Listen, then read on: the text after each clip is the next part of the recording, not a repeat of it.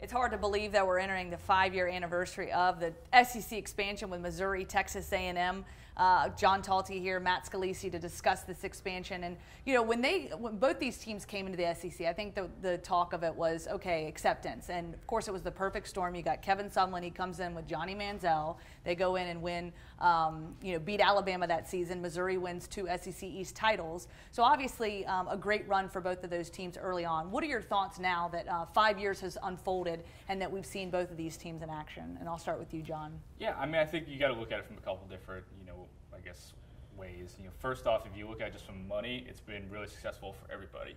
Missouri and Texas A&M were huge in terms of getting the SEC network started up, which has been incredibly successful for everybody. So that was big for them, and I think that's, it's made everybody a lot of money, so that makes everybody happy. If you look at on the field results, I think it's a little more iffy maybe. I think, as you said, it started off really hot. Missouri showed that it could have a winning product in football, winning the East in those 2 years of Gary Pinkel. Someone has had some success, especially with Johnny Manziel, but they haven't emerged as dominant programs, which I don't know if anybody would expect it to begin with, but when you look at the overall, I guess, positives and negatives of it, it hasn't been a amazing success in football, but overall I think it's been a pretty big success for everybody. Yeah, I mean, I think you have to play all of this against the fact that these two programs entering the league coincided with this dominant run that Alabama's been on. Really, nobody's had sustained success in the West since that's been happening. Missouri winning the East twice, I think, is you have to call that the best accomplishment for either of these, despite A&M doing what they've done.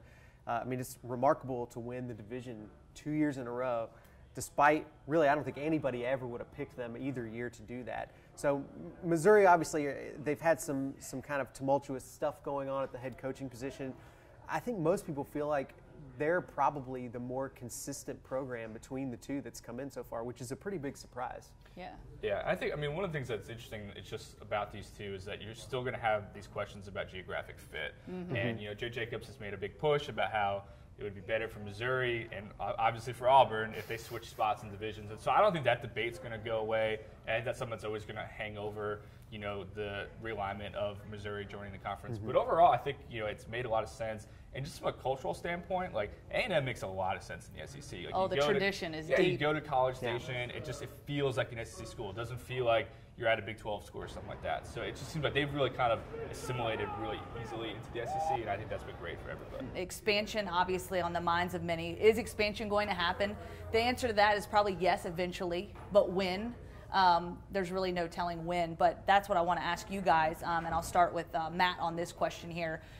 If you're going to expand the conference, who do you think the most likely suitors for that are? Yeah, I do think it will happen at some point. I think college football is ultimately heading towards this era where everything's consolidating into the biggest possible conferences, these super conferences. It feels inevitable at this point.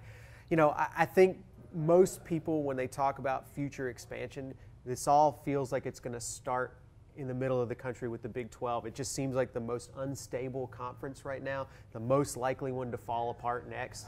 And I think if that happened, probably the big fish that everybody imagines the SEC is going to go after first is Oklahoma. Yep. It's a traditional program with a huge fan base, great brand recognition. It's in a new market for the SEC. And I think also, we're talking about this league wanting to sort of not just expand their influence competitively, which Oklahoma, I think most people feel like would do, but also just in terms of reaching new TV markets and making a bigger footprint around the country. And Oklahoma obviously helps you to continue to expand the way that Texas A&M helped the league do as well. Somebody else would probably come from that with Oklahoma if the Big 12 fell apart.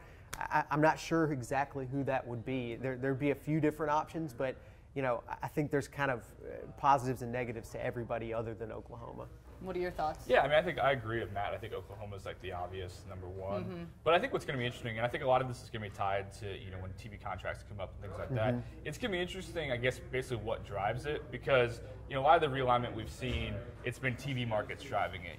Maryland and Rutgers are in the Big Ten because of TV markets, not necessarily based on athletic prowess. But he threw Maryland and Rutgers in there for a reason. Yeah, but the interesting thing is that there's a belief that going forward as cable TV continues to have its issues, that you might want more of just a really quality, versus necessarily a lot of TV markets. And Oklahoma, I think, hits that for sure. Yeah.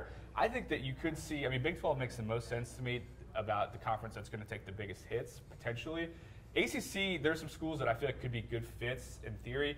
I don't see the SEC adding a school that they already have a presence in the state, but Virginia, Virginia Tech, North Carolina State, I think there's some possible cultural fits there. They have potential to continue to expand a little bit further up the Eastern Seaboard, and I think those would bring in money in multiple ways. That's what it ultimately comes down to is you're not going to add anybody that doesn't help you make a lot more money. Absolutely. And if this is going to happen, are we looking 5-10 years from now? What do we think that timeline looks like? I think 10 years seems, in college football, that's an eternity. Think about what things looked like 10 years ago. And you said that football. With the TV contracts. I think that's going to play into it as well, depending on the realignments and with the ACC network firing up and the revenue that's going to generate as well. It can happen really fast. I think that's the thing that I remember most about this anniversary 5 years ago with Texas A&M and Missouri coming in.